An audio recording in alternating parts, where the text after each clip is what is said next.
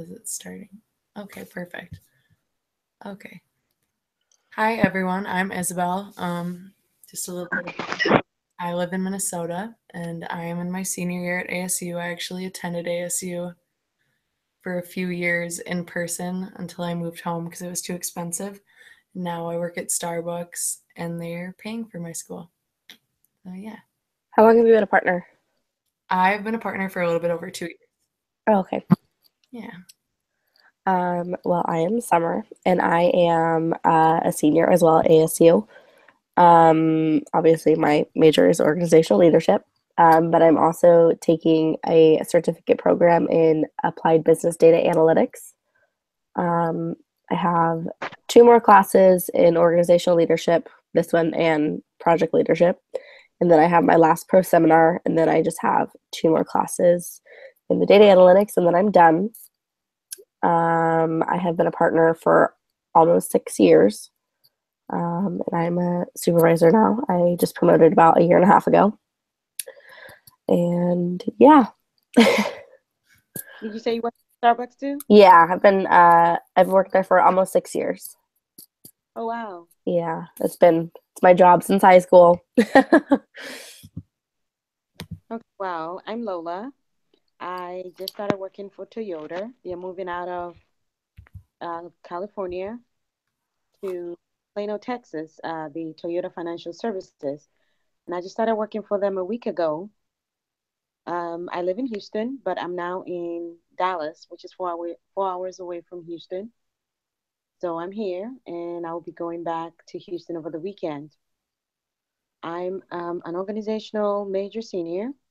I'm taking, well, in addition to this class, this is my first class of Summer B. I'm taking another class. I've already taken two classes in Summer A, and then I'll have two more classes until I graduate. And that's it. It's exciting. I think I forgot to mention I'm in California. Uh, I don't know if you guys have seen all over the news, but we're in Fire Central at the moment. yeah. Wait, you're in Northern California? Yeah, I'm just like 30 minutes north of Sacramento. So I'm in the valley, so all the fires, there's like 18 of them are all around us. So we're like where everyone's flocking to for safety. Okay. Yeah, it's a little crazy right now. Cool. We've had quite the year. We were flooding in February and now we're burning. I know. We just had a flood in the Hurricane Harvey. Oh yeah, I forgot about that. It's in Texas, huh? Devastating. We were imprisoned. I mean, my area in Houston never gets flooded, but this time we were in the house for 4 days. Oh my God. We had knee-high water. It didn't come inside the house, but you couldn't drive through it, and it was just bad. I Oh mean, my gosh, that's so scary. yeah, Crazy. yes, it is scary. I mean, we've been through hurricanes in Houston many years, many hurricanes, but this one was just deadly. I mean, there's still, high-rise waters in some areas. There's trash all over the place. It's crazy. They still haven't managed to pick up all the trash outside of people's homes. I had neighbors who had their roofs, gone completely with, tornadoes that came ripping through the neighborhood. We actually had to see our neighborhood on TV to go out and help our neighbors. Oh, Yeah, it's so crazy. it's bad. Well, at least you're safe. I know. Thank God. And you have your house. That's a good thing. Yes, that's a good thing. It's so devastating. It is. It is.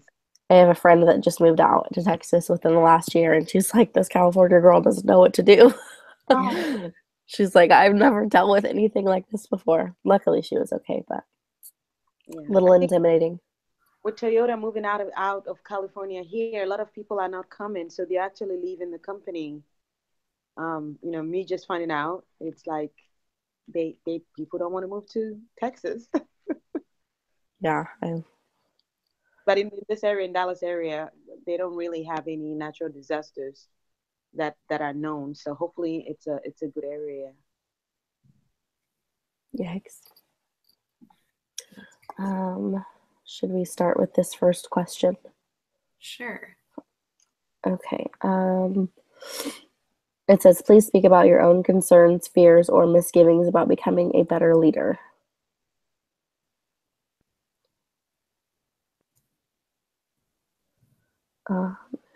Well, I can start. Okay, sorry, I was just reading through the rest of the question. Go ahead. Oh, okay. Sorry. I mean, one of my concerns of being a leader or fears, the fact that, people sometimes, depending on our culture, on our cultural differences, may take, offense to certain things, So it's like everyday learning through or being very diverse to understand or be able to learn, other cultures. I don't know if I'm answering the question right, but that's one of my fears. It's like you have so many people from different cultures, sometimes being a leader, you don't want to step on anybody's toes. So you want to try to listen, understand the different cultures. Even sometimes the way you greet somebody in a different culture, they might be offended, even though you may not be used to the culture. So especially like me working in IT, you meet a lot of people from different backgrounds, and you got to try to make sure you're not just intentionally or unintentionally offending somebody by even communicating with them. Mm-hmm. Yeah. And then you got to really be quick on your toes and your thinking and kind of offer an apology. When you see people's facial expressions, like you could say something and it's normal in the American way, but then it's not normal another in another culture, and so you got to be aware of the body language. You got to have that eye contact and everything so that you can, you basically like you're putting others first, others in their needs first, and being sensitive to to their what should I say, to their culture. That's my fear. Yeah, So I'm not. very similar to that. The part of California that I'm from is very, very diverse. Actually, my town is where the first Sikh temple. I don't know if you guys are aware of how big that population is, but every year we have a parade that comes through that brings in 100,000 extra people. We have the first temple. So when you say about the different cultures, that's a whole different world. And when you're trying to guide and lead people, not only in a leadership perspective, but in like as their supervisor, there's different cultural like sensitivities that you have to be aware of. Even just the sense of certain words that you use, you have to be very careful with how you approach them. And um, yeah, it's especially with the men, it's very, because women aren't as in higher positions or in leadership positions in their culture. So it's difficult to lead them because you're a woman. Mm-hmm. And you just have to kind of be sensitive to that and know that that's just not how their upbringing is. That's not how their culture is. So I could definitely see where that would be difficult. Yeah, it's a little intimidating. That's interesting that you say that. I haven't really interacted with any cultures where, how you said, like, it would be harder to be a woman in charge just because that's not something they're like used to in their culture. I haven't thought about that. That would be hard. It's a little difficult just because, especially the younger males that are used to their fathers leading the households. I don't know if you guys know anything about their culture, but the women are usually vegetarian and the men are able to eat meat. And obviously, the men are the leaders in the household, and the women, families live in their homes together. And so the women are at home taking care of the children, and the men work usually in agriculture in my area because we have a lot of rice farms, orchards, those kinds of things. So men work there. When you have younger boys that come to work for you and you're telling them that they need to sweep, or that, like showing them the ropes of, we all change the garbage, like at Starbucks, we all do this together. Mm-hmm. And so you're being a leader and you're teaching them, like, obviously we treat everybody equally, equality. And not only is that a Starbucks standard, but it's kind of us all being human. As a leader, you should treat people equally. Yeah. And it's a very difficult thing to coach Yeah. because they're not used to that. That's not how they treat women. You don't as a woman, I'm, trying to coach them and lead for them, and they're not used to that. Wow. That's different. That's interesting. Yeah, That would be a huge challenge. I would find it hard to, I mean, you have to like have lots of patience. yes. I mean, in a sense, if they've never, what if they're 19, 20 years old and they've never been put in a situation where a woman is telling them what to do with it? Right. Like culture shock. Right. Yeah, Mm-hmm. huge culture shock. Yeah. It is. I have found myself working with about 12 men, and I was the only woman, on an IT project in Ohio, and it was very intimidating because, again, the, the people that I worked with, unfortunately or fortunately, were from I would say 10 of them were from the same, cultural background, where again, women are not really seen as working, and then of course you come to America and I mean equality, we preach equality here. So, you know, everybody's working, everybody has their role, but it is almost like I was never taken seriously in my role, you know, and constant questioning, like, okay, are you sure about this? Are you sure about that? I was constant. It was very intimidating. So I could see how, Summer would feel, coaching people like, people like that who have no idea that this is what we're teaching, equality, being a leader, and that it's hard. I would say also one, because it says our fears or concerns is, I definitely know that when, um, obviously we've learned in organizational leadership that not all leaders are managers, not all managers are leaders. But one thing that I have had to learn in a leadership position in my job is, because I was a barista for so long, I had so many friends that when you leave that barista role and you have to be a supervisor, you have to know when to separate yourself from your friends and when you have to fit your job description of being their supervisor. It was very difficult at times when I'm coaching my friends and I'm like, okay, you have to draw the line between right now I'm your leader, right now I am like I'm your supervisor. So when you're in those kinds of positions, knowing when to separate, and knowing like how, I guess it's hard to word kind of, but like we're a leader and not a friend. Yeah. That's, I definitely went through the same thing. I actually have stepped down now, so I'm a barista again, but I definitely went, I've actually stepped up and stepped down twice now. Oh, That it can be really difficult, especially because, I mean, you're, like I always say when I was a shift supervisor, I always say like I'm a barista first. I mean, that's kind of how it always is. yeah. Sorry, Lola will probably be relating a lot of things to Starbucks just because that's That's everyday good. work and it's easy to relate to it. But I mean, at work, like everyone is a barista or everyone is like the lower level position, and then a leader is just does everything that they need to do on top of that.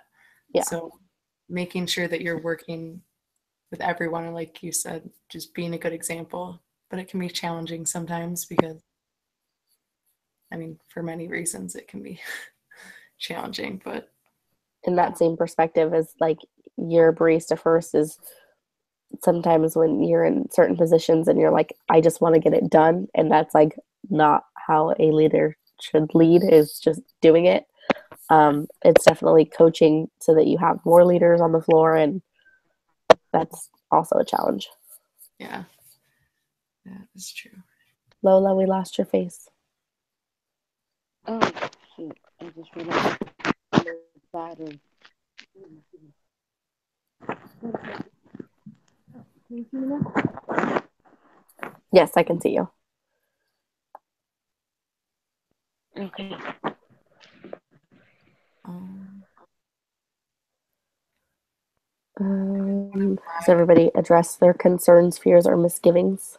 I have one. We're just like, I mean, everyone probably has this fear before you've taken a leadership position.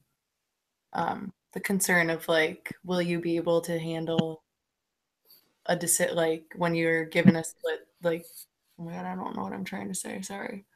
When you're put in a certain situation, how you would handle Yeah, it. in a Yeah. certain situation, and are you going to be able to make the right choice, like in that moment? Are you going to be able to make the moment right, or are you? I don't know. Sometimes clearly leaders don't make the right decision, and then it. So just the fear that you're ever not going to make that right decision.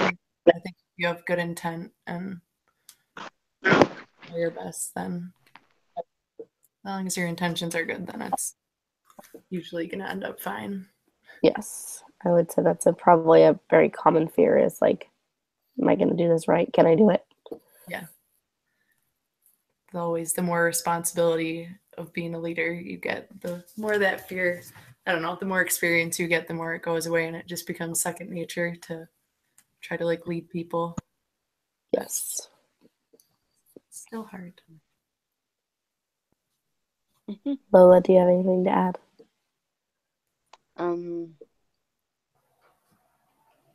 No. I mean, the only thing, yeah, I mean, being a leader is not a, you don't like you say that, you have to, being a leader, it's not almost like, it's not like whatever you have to do. It's like still trying to bring people together, making them understand, taking the initiative, um, you know, leading people, then also being able to listen and understand them as well. It's what a leader is. I don't know if I'm off topic, but that's the only thing I have to say. Yeah, no, I agree with where you're coming from though. Me too. I'm No, sorry. I just said I agree with you.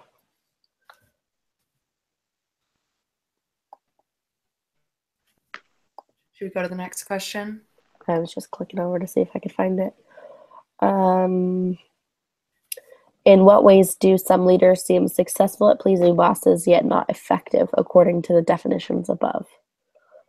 It says give 2 or 3 examples from fiction, TV, film, or your own experiences.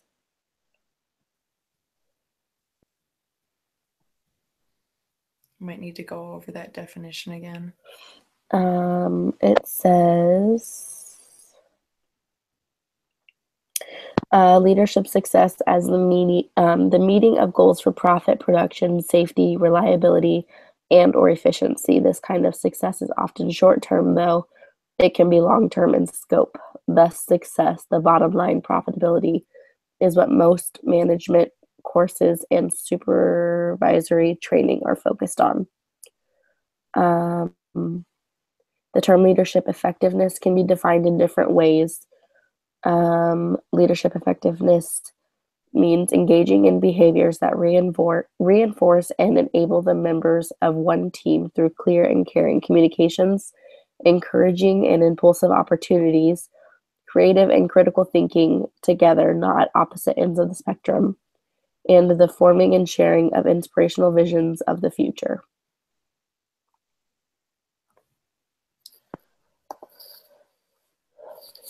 So now we'll give 2 or 3 examples from fiction, TV, film, or our own experience. I have one that is personal experience. I worked under the same manager for a very long period of time, probably, I think at that point it was like 4.5 years. And then she was challenged to get a larger, higher volume store. And so we got the next in line for our store to come through. And I would say she was successful in the fact that her team knew what they were doing to be able to drive the numbers and the productivity, and she was able to schedule and do everything successful on her part. And in the forecast, all of the numbers for production, I'm trying to use some of the terms that he used, our profit was increasing. We had the right production. I don't really know how you would go about safety or reliability, but the fact of the matter that her leadership skills were not effective and that she was essentially playing whack-a-mole with decisions that were being made in situations that were arising. that she was not thinking about the longevity of the team or who she was going to be affecting at the end of her decisions. So her team did not respect her. She was not efficient in the way that a leader, is caring and nurturing and worried about being a leader. More in a sense, she was just worried about the numbers that she was getting, and she was able to receive her bonuses, and her store was making top of the map for having, highest production and sales and all that. But she was a manager. She was not a leader. And kind of because of that, she has one of the highest turnover rates in the district now. So it's kind of she's successful, but she's not efficient at what she does. Yeah. I mean, my example was going to be exactly like yours about my old manager. Pretty much the same thing, and just the way that, like you said, they can be a manager, but I think to be a leader, you need to make sure that your team has good morale and making sure that everyone on the team is happy, because if you don't have a happy team, you're not gonna have the results that you want. Exactly. You're not have an effective team. Yep. I actually am horrible with movies and TV, and we don't actually watch TV, so I'm probably going to be pretty sucky on that end. Don't really. With the amount of reading that's required in these classes, I find it hard to believe that people actually have time to watch TV. Right. I'm not a TV person either, especially when I have a lot on my plate. So yeah. Use.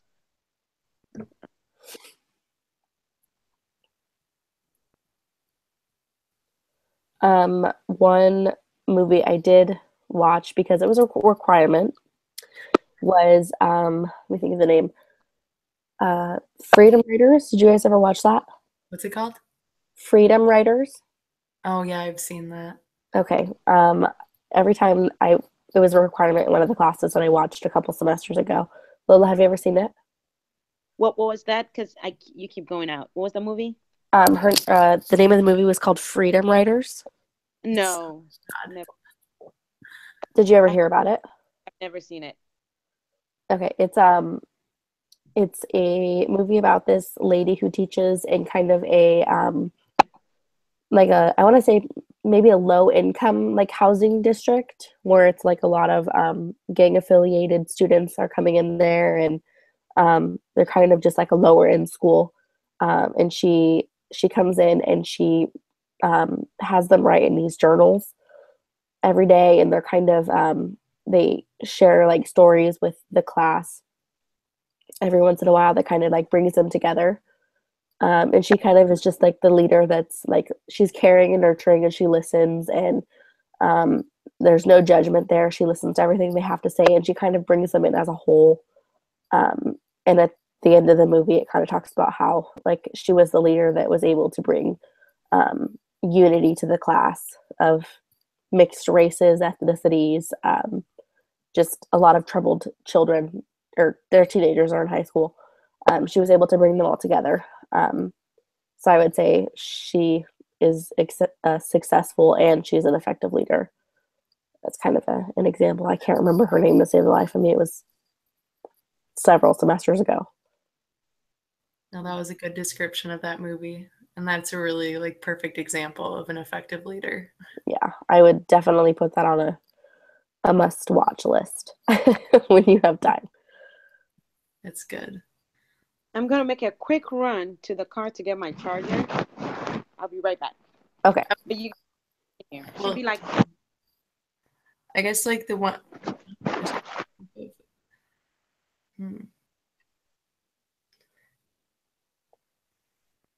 Well, have you ever watched The Office? I've heard of it. I've never actually watched it. Oh my god. Okay, you should watch it first of all when you graduate, because it's my favorite TV show ever. And I don't watch that much TV either, but Michael Scott, I'm sure you've like heard his name before. I've heard his name, yeah.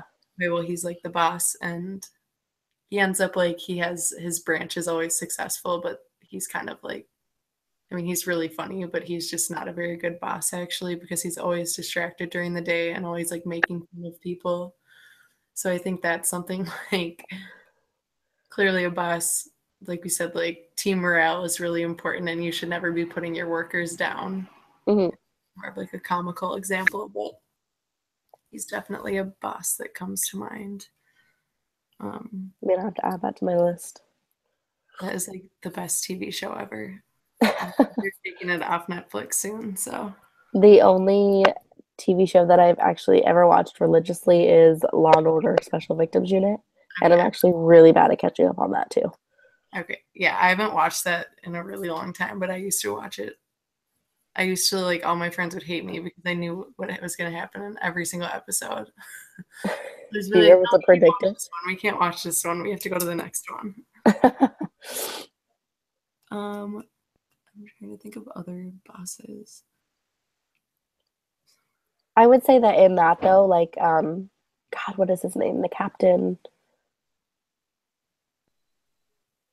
I can't even. The bald white guy. Captain?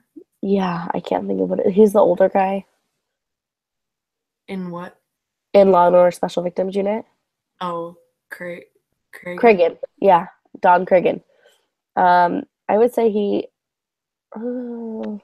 At certain times, he's an effective leader, but he's definitely a successful leader. Yeah, that's true. Hit or miss though with it. Yeah, hit or miss depending on the episode if he's an effective leader. Yeah. No, but I think he cares about his employees and he always makes sure that the job is done, but sometimes he can just be a hard ass on them. Yes, I would agree with that. I think that comes with his role. Yeah, definitely. Especially in the police force in New York. Yep.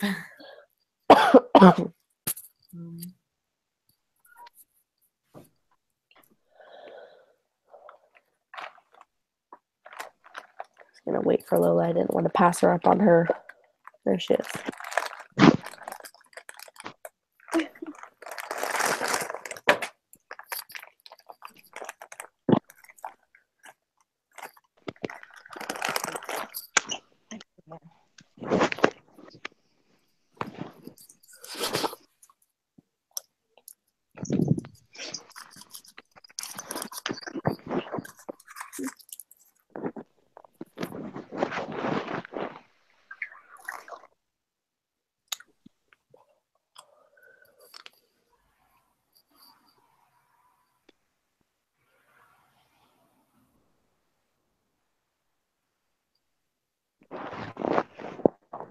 I have one more example from my life.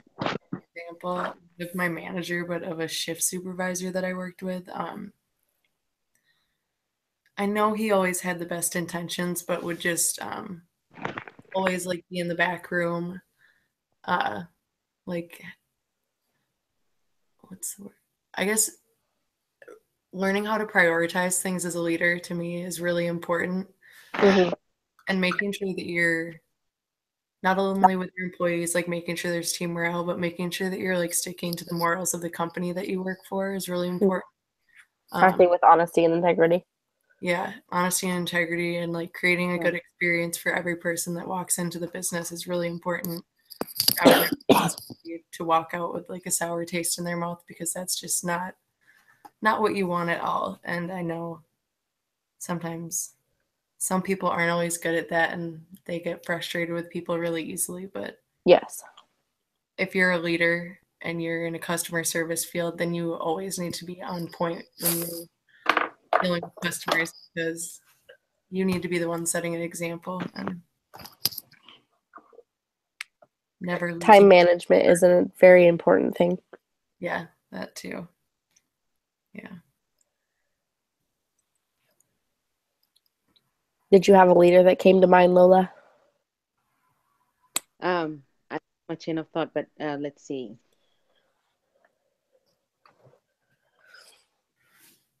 Well, I would say I volunteer also at a nonprofit organization. I'm a member, And yeah, we're talking about effectiveness of leadership, Yeah, like right? successful leaders and efficient leaders. Okay. So because of the, because we're all volunteering for, and sometimes there is one particular person that I profit organization, I think he is a very effective leader in the sense that he never takes anything personal. Mm-hmm. He comes, he pause. Others challenge him because they feel like they're volunteering their time. They all want to be heard. He's always stern in making sure that, of course, as a leader, you want to step on people's toes, but he makes sure, even if he's stepping on people's toes, he's not disrespecting them in any way, right? Uh-huh. So he's being stern about making sure everyone does not forget the cause that they're there, and making sure that at will activity that even though you're here and it's your help is appreciated because it's going to go far, you don't have to be here Yeah. if we need you. So in his delivery of things, I know, again, going back to get offended, he tries to make sure that we're not there for our own personal reasons, Mm-hmm. right? He comes down to everybody's level. When the work has to be done, so for me, I feel like because he doesn't take things personal and respects everybody, he becomes a very effective leader. The downside is, regardless of his delivery, people still get offended in a way, and the end result is they end up leaving. But if you're there for a cause, no matter what, yes, you're not being paid to volunteer, but you're there for that cause, right? Yeah. So you have to voice out something. If you have an issue with even the way they're delivered to you, you still have to be able to also, talk to the leader, because we all have some type of leadership within us, and also as followers. And I think with this particular person, he makes sure that he's not, no matter how hard he tries, and again, you can't make everybody happy, you know, he's there for that cause. And so at the end of the day, he makes sure, let's say if we're doing a fundraiser that we're asking to raise 20,000, his goal is, guys, we're trying to raise this money. I know you guys have stuff to do, but let's get together. His delivery is just wonderful. That's all I can say. And so it makes him a very effective leader, and everybody's able to. I say that the people that we work with him, we are able to. He's able to command us to listen to him. And when I say command us to listen to him, he's getting the message to us. He's not dictating, but he's able to deliver the message where, you most of us kind of put our differences aside and work towards the goal. For that, I think it makes him an effective leader.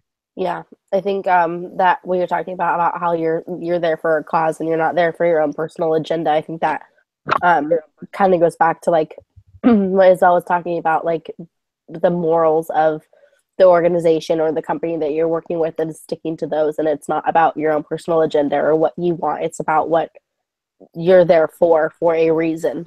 Mm-hmm. Mm-hmm. I would agree with that. It sounds like he's there for that leader is there for a good reason.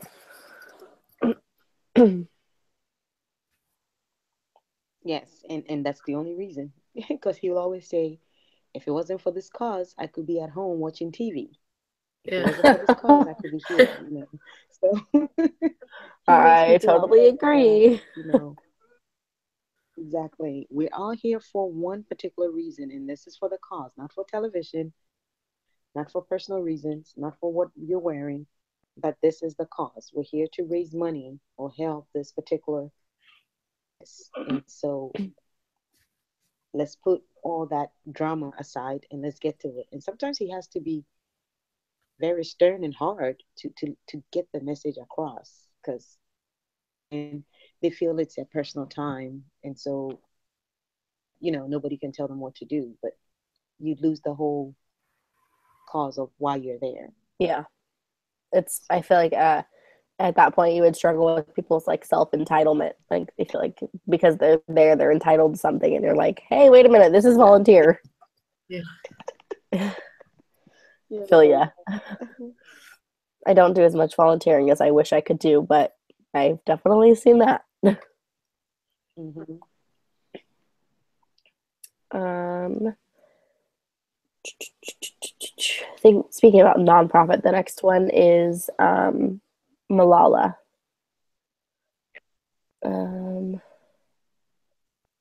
Okay, it says, at the risk of raising dark clouds or raining on anyone's parade, let's, for the purpose of this discussion only, imagine that Malala might not be very successful at changing the world within the next few years. In other words, imagine if Malala might be deemed an unsuccessful leader by some measures.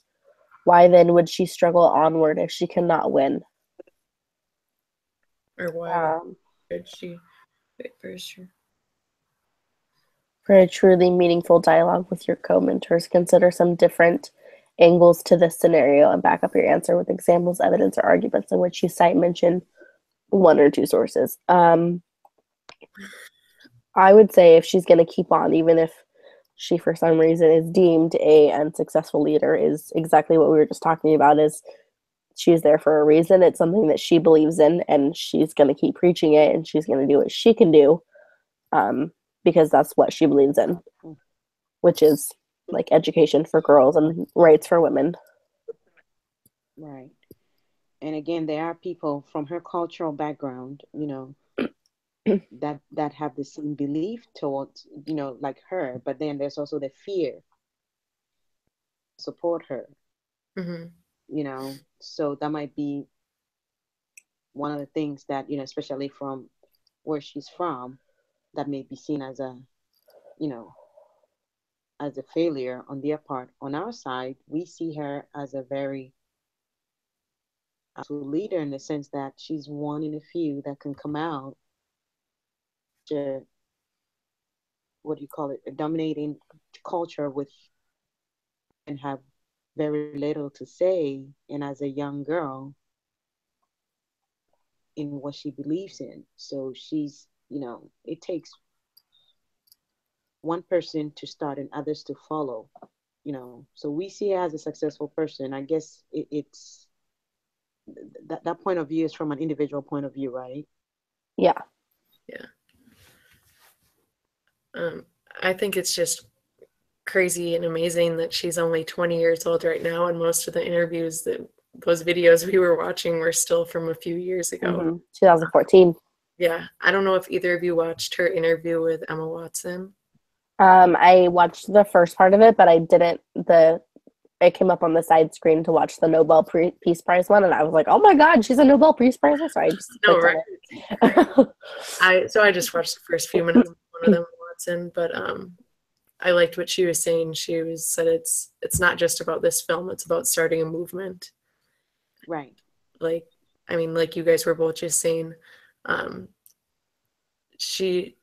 it's so inspiring because not only is she trying to get education to all of these people, but she had to completely serve people that growing up thinking that they would never have access to an education. So not only is she trying to encourage men to allow equality, encouraging women that you deserve this, you need to fight for your own right, and teaching these people that they're worth that. And that's crazy to me, and that's really cool that she gets to be a leader in that kind of way, because she also grew up being told you're not going to get this education. Mm-hmm. What I also think is amazing is that when she started the Malala Foundation, she started just being this young girl who just had a dream, like Martin Luther King. He had a dream, and it just took himself, and she built that foundation from the ground up, and she was able to do that on her own with no idea that it was going to make it national news. And the Nobel Peace Prize is a huge thing, especially for somebody who at that time what was that, 3 years ago, 17 years old. Yeah, because she was the youngest person to ever get it. Yeah. Maybe. Oops. What would be another stance that she, what did it say? I mean, Imagine that Malala has come very far, right? Because she was Yes. almost assassinated when she was just a little girl. Yeah, she had And that so, bullet graze the side of her head. right. And so even that did not stop her. So yes, by saying that she's, she's come far. And it seems as even bullets are not going to stop her. If she's not dead, it's not going to stop. The movement still goes on, even if she's there or not. So she has started a good cause. And um, hopefully everybody, especially from her area, sees that the need for girls to be educated, the need for girls to want to speak up for themselves, the need for girls to stand up, or for even everybody to believe that girls are just equally the same as men in what they can do and offer to a society. So she has come far, She's and it come doesn't very seem far. that it doesn't seem like she's going to slow down. It's like as she grows, she gains more knowledge. She does more. She's aware of the dangers, but she's forcing herself through it and standing for whatever she believes in.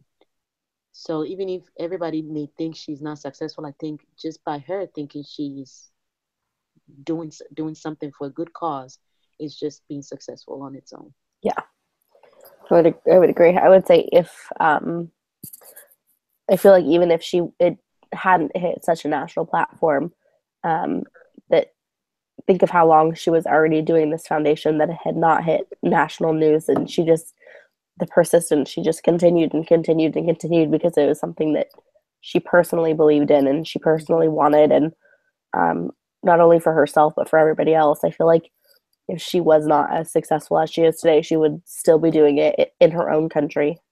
Mm-hmm. It's like so inspiring. I guess I don't really have much to say about this, but I just wanted to mention the quote when she gave the Nobel Peace Prize. I thought it was so,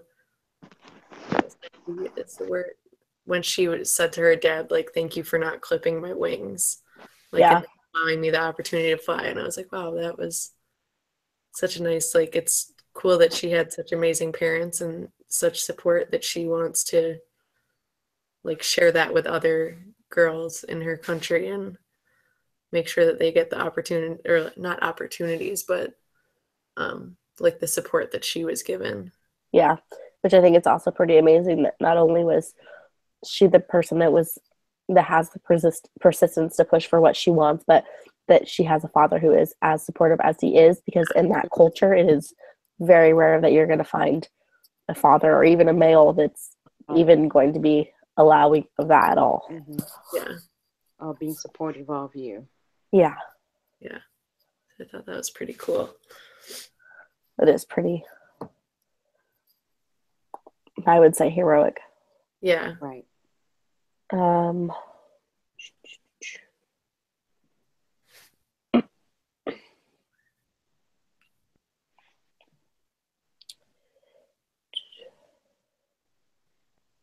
Are you guys having breaks in your live feed? No. Okay, because my end, I'm not sure if it's my phone. It keeps pausing, and sometimes I can't hear you guys. You're still showing up fine though, so it shouldn't affect Oh, okay. the recording at all. so it says we started going live at 9:43 and we're at 10:26, or sorry, this is Pacific time, so this is me. But we started at 43. We're at 27 right now, so we have just under, yeah, like, God, it's too late to do math right now. We have just under 20 minutes. Yeah. Um, it says, please delve further into your various autobiographical statements, or open the workbook and select some of the questions in the first chapter. Do you guys want to talk about our autobiographical statements and kind of just go over some of the mentors that we've had? Yeah, that sounds good to me. Let me actually pull mine up. Hold on. I'm gonna go off my head.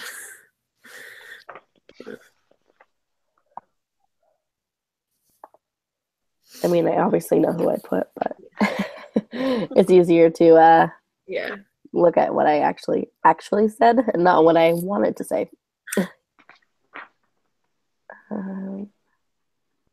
I'll go first.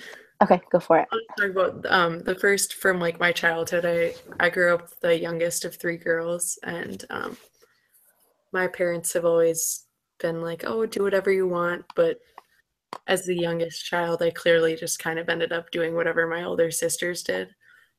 So we all played hockey because we're from Minnesota, and that's what people do here. And then my oldest sister started doing theater in high school, so I kind of started doing that. And then, like, the older I got, my sisters would always, I mean, like, it was always nice that, like, I could share activities with them, but they always were kind of like, you should try to find something that, like, one of my sisters was really good at theater and one was really good at hockey. And they were like, you should try to find something, like, because you don't seem like you love either of these things that much. So they kind of just always pushed me to, like, find my passion.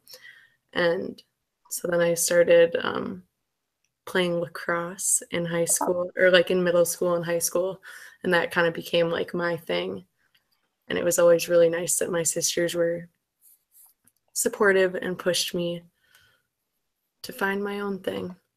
That is pretty Yeah. cool. Yeah. That was just one of mine. Do you want to just go around and do like one of each? And then Yeah, we can do that. if you want? Lola, do you want to go next or want me to go? Go first. Okay. So one of the first ones I did was my mother. Much like normal moms, I was a very rambunctious child, so she always tried to put me in extracurricular activities and sports. So over the years, I think the first thing I started was like gymnastics, and then I did soccer and volleyball. I was a Girl Scout. We tried karate, tried softball, tried dance. We tried ice skating, but that Did any of it stick? um, not for long, ever. I do remember first couple years, soccer was the one that lasted the longest, but it did. Starting out, you would never have thought that I would have stuck with it because half the time I was, doing cartwheels and picking flowers. So, whatever. But throughout the years, like some of the things I would beg her to let me do, like dance. I don't know why I ever even tried that, but I begged her to let me put me in dance. And so we tried. And then, but anything that I started, even if I begged her to let me quit just as much as I begged her to let me start, she never let me quit. I always had to finish out the season or whatever the increments that it was in. With karate, it was I had to reach the next belt. But like through my childhood, I never really understood why she never let me quit. And she would always just give me these pep talks about how, your team's going to be sad if you're not there. And like, when I was younger, I had a lot of energy, so I like to run. So my position in soccer was that I was a forward, so I had to run all the time. So she would always like tell me, like your friends are going to be sad if you don't go, or being the young kid, I'm like, okay, whatever, mom. My friends don't want to be there either, but I guess I'll go. But growing up, I realized that she was teaching me that I needed to like stick with my commitments, and if I had started something, I needed to finish it. So even now I kind of have these pep talks in my head about like, oh, you shouldn't have committed to it if you didn't want to do it. Like you have to follow through with things. So my mom is definitely one of my biggest leaders. Okay, so I guess I'm next. Well, I would say my father. My father raised me and my siblings. One thing my father taught us, and my father originally my parents are from Ghana in West Africa, and my father came here after high school, got into college, got a scholarship, came over here, went to college. I was born here, but I had the opportunity to also grow up in Ghana, and my dad has always been the type of person who always would teach us never look down on anybody because you never know tomorrow, right? always treat people equally. We don't see color. We don't see, you're not above anybody, always be respectful towards anybody because you never know. And with that, I think sometimes as I've grown in life, you kind of see people who take advantage of that side. They feel like, oh, you're so nice. And so they want to take advantage of it, but they don't realize that you're in growing to be a leader, you know, you're doing what you want to do. You don't, they're taking advantage. So my father has always been like a role model for us. Like if you're down, just get up and go, help people. You reap the rewards as you grow. You may see the people that may not, and it's okay. And I think it's shaped my life a lot. I don't type of person too that has grown to say, you know what, make mistakes, or if someone is not nice to you, or I don't know if I'm making sense here, but don't have to, like, we're working together, like right now, we're working for a cause right now. We respect each other, right? Mhm. You're working for a cause. You don't have to like somebody, or they don't have to like you. Again, you're just concentrating on that. You go along, you get to know each other, and then you get to respect each other, and you form great relationships. Forming relationships is helps very much along the way, as my father also taught us. So it's gotten me to a lot of places where sometimes I don't even imagine myself being. So that's one of the things that I would say about my father. Always just be who you are, true to yourself, and give respect across the board. I agree with that. Yeah, I agree. That's really important, especially for leaders too. That's a great attitude to have. Definitely. I'm also quite jealous that you were able to be in Ghana because that's kind of someplace I've always wanted to go.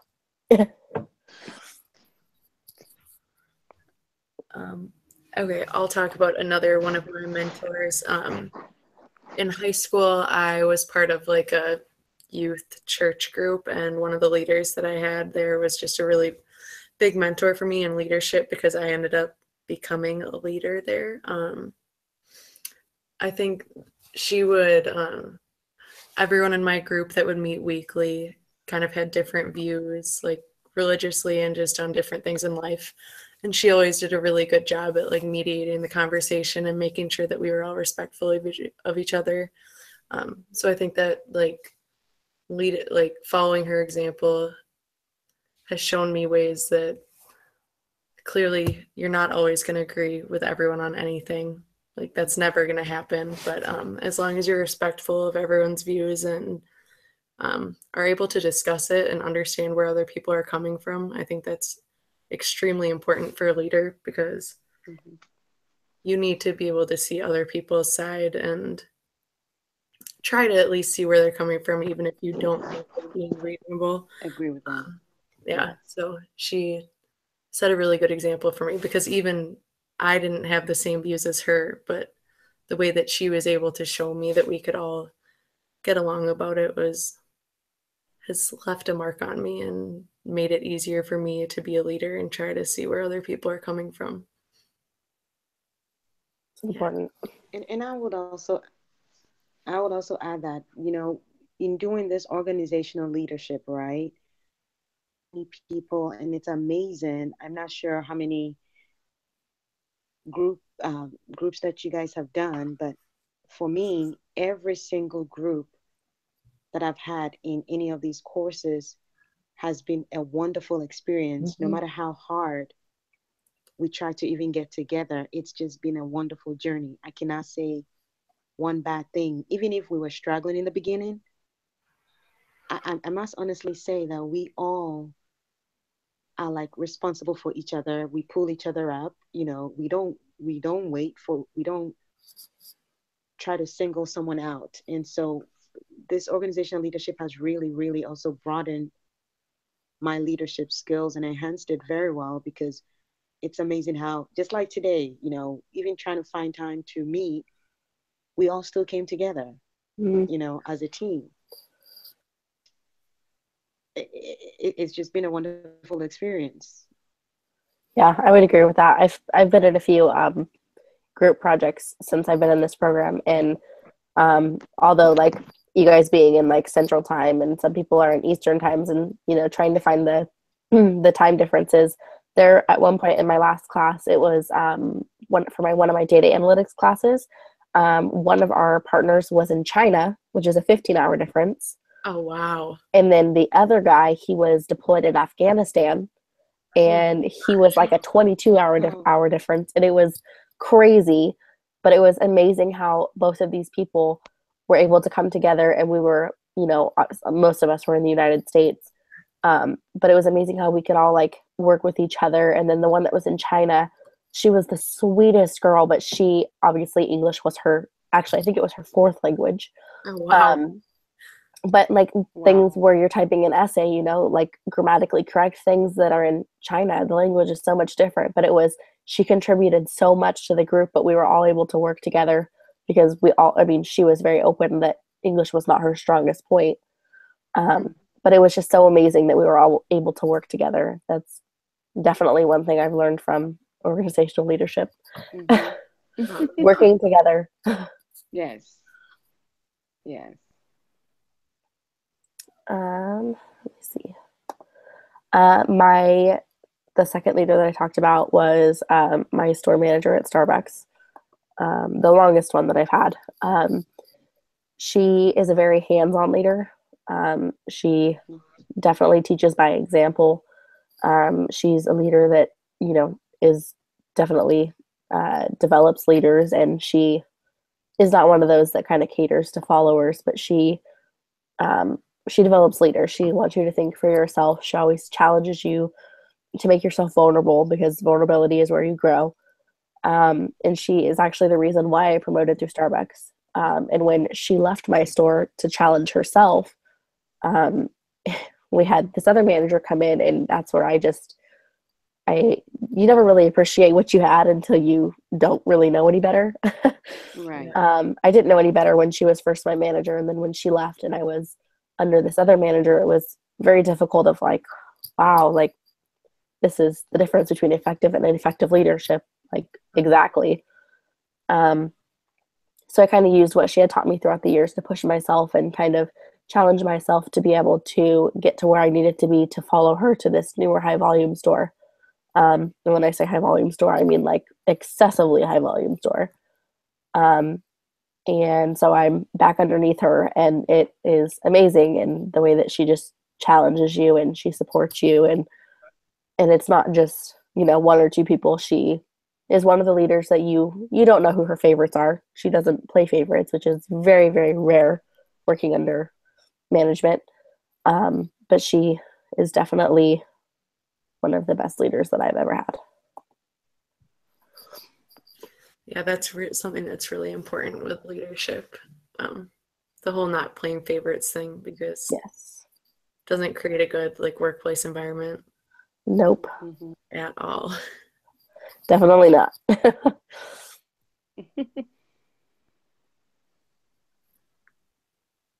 Wow. Now I'm looking forward to a great semester, even though we have a lot on our plate. Yeah. There is a lot. Yeah. I've been looking, and it looks like we have a lot of essays to write. Yeah. It does say, where was it? It was at the end. We have to write a report on our group activities. Did anybody else read that? I saw that. I haven't like looked at a description for the report though. Have you? I think you have to go into like further into the weeks, but I haven't done that. But I did. Where was it?